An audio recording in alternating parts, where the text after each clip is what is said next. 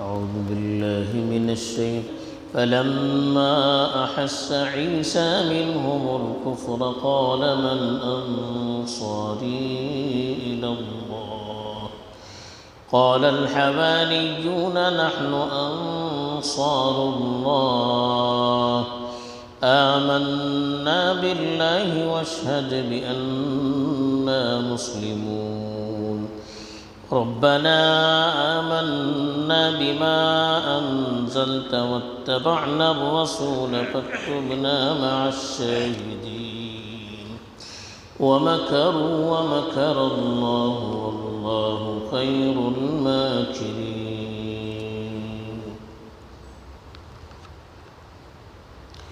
الحمد لله رب العالمين والعاقبة للمتقين والصلاة والسلام على سيد الأنبياء والمرسلين خاتم النبيين محمد وعلى آله وصحبه أجمعين أما بعد.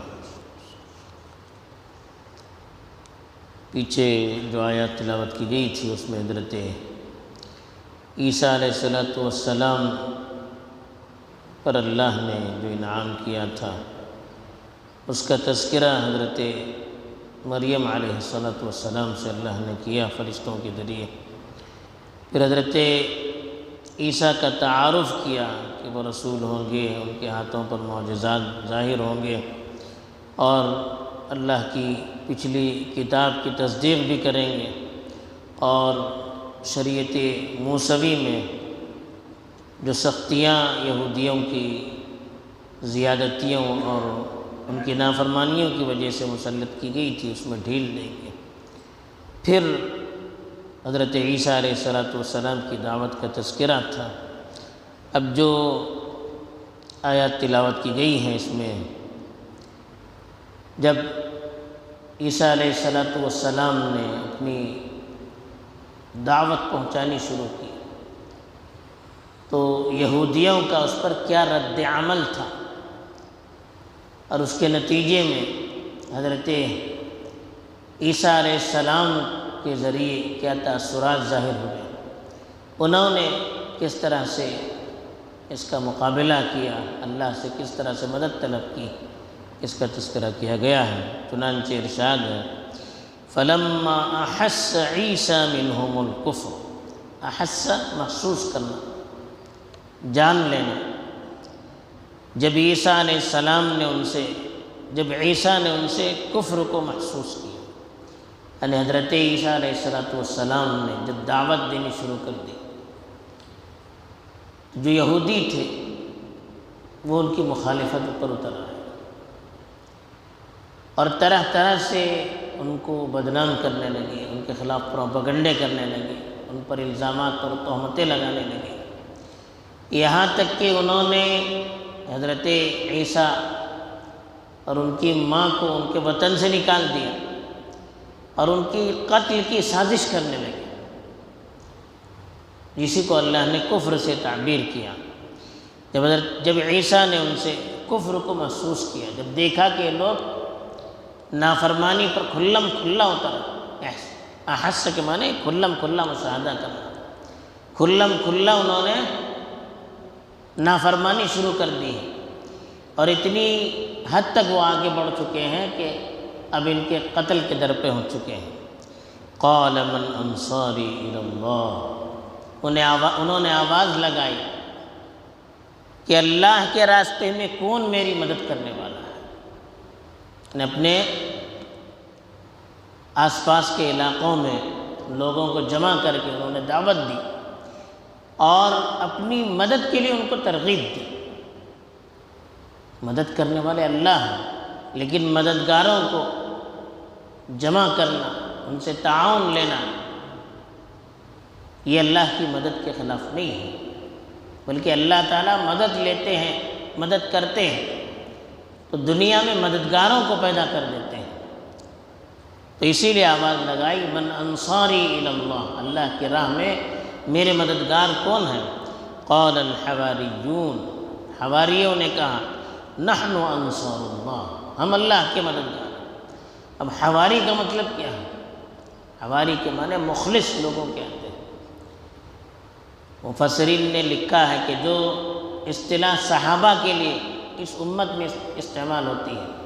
صحابہ کا لفظ اللہ کے رسول صلی اللہ علیہ وسلم کے مددگاروں کو اور آپ کے ہم نشینوں کے لیے بولا جاتا تھا، تو حضرت عیسیٰ کی شریعت میں ان کے مددگاروں کے لیے حواری بولا جاتا تھا۔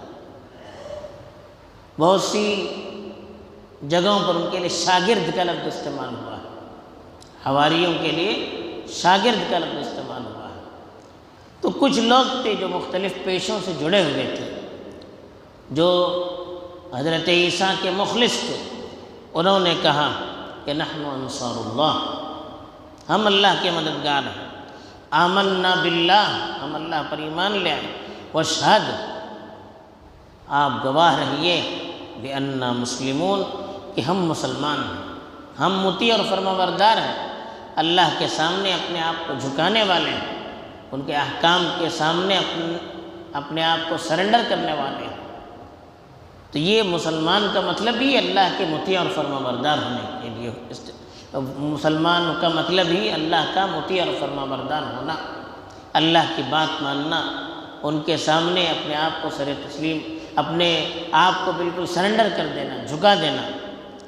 پھر انہوں نے اللہ سے دعا کی، ربنا آمنا بما انزلت، اے ہمارا پروردگار، آپ نے جو چیز نازل کی ہے اس پر ہم ایمان لے آئے، یعنی اس وقت کی شریعت انجیل، واتبعنا الرسول، اور ہم نے رسول کی پیروی کی، یعنی حضرت عیسیٰ، فاکتبنا مع الشاہدین، تو ہمیں بھی گواہی دینے والوں میں شامل فرما، یعنی جو لوگ قیامت کے دن ایک اللہ کی گواہی دینے والے ہوں گے، انبیاء کی سچائی کی گواہی دینے والے ہوں گے، یا اللہ ہمیں بھی ان میں شامل فرما۔ اب دیکھیے، حواریوں نے اللہ کی طرف رجوع کیا اور اللہ سے دعا کی، انہوں نے حضرت عیسیٰ کو اللہ کا بیٹا نہیں مانا یا اللہ کا درجہ نہیں دیا۔ اگر ان کے نزدیک ذرا بھی اس کی حیثیت ہوتی، ذرا بھی اس میں صداقت ہوتی، تو وہ اللہ سے دعا کرنے کے بجائے حضرت عیسیٰ سے دعا کرتے اور ان کو رسول کہنے کے بجائے اللہ کا بیٹا کہتے۔ لیکن کہیں حواریوں کی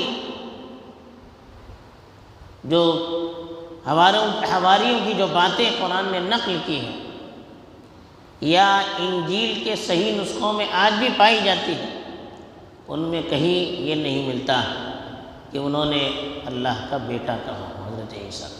یہ ساری چیزیں بعد کی ہیں، حواریوں کے بعد کے دو ادوار میں ان سب چیزوں کو لوگوں نے رواج دیا ہے، ورنہ یہ عقیدہ عیسائیوں میں پہلے نہیں تھا۔ پھر اللہ نے کہا وَمَكَرُوا، انہوں نے سازشیں کی۔ مکر کہتے ہیں خفیہ طور پر تدبیریں کرنا۔ حضرت عیسیٰ علیہ السلام اور حواریوں نے مل کر جب کھلا دین کی دعوت دینی شروع کر دی، تو یہودیوں نے حضرت عیسیٰ کے خلاف سازشیں کی۔ پہلے تو اپنی مذہبی عدالت میں حضرت عیسیٰ کے خلاف فتویٰ نکالا کہ وہ دین سے پھر چکے ہیں، ملحد ہو چکے ہیں، یعنی حضرت موسیٰ کی شریعت سے وہ الگ ہو چکے ہیں، اس لیے وہ واجب القتل ہے۔ یہ فتویٰ انہوں نے دی۔ حضرت عیسیٰ کو نبی نہیں مانتے تھے، وہ تو ایک نئی شریعت لے کر آئے تھے اللہ کی طرف سے، لیکن اس کو ماننے کے لیے تیار نہیں ہوئے، بلکہ ان کے خلاف سازشیں کی۔ اور پھر چونکہ اس وقت فلسطین روم کے ماتحت تھا، تو روم کی سرکاری عدالت میں بھی بغاوت کا مقدمہ ان پر چلایا، اور وہاں سے بھی انہوں نے قتل کی سزا ان کے لیے متعین کروائی۔ اور پھر انہوں نے سازش کی کہ حضرت عیسیٰ کو سولی پر چڑھایا جائے۔ یہ ان کی تدبیر تھی، وَمَكَرُوا، انہوں نے تدبیریں کی، وَمَكَرَ اللَّهُ، اور اللہ نے اپنی اس کے جواب میں اپنی تدبیر کی۔ کیا ہوا؟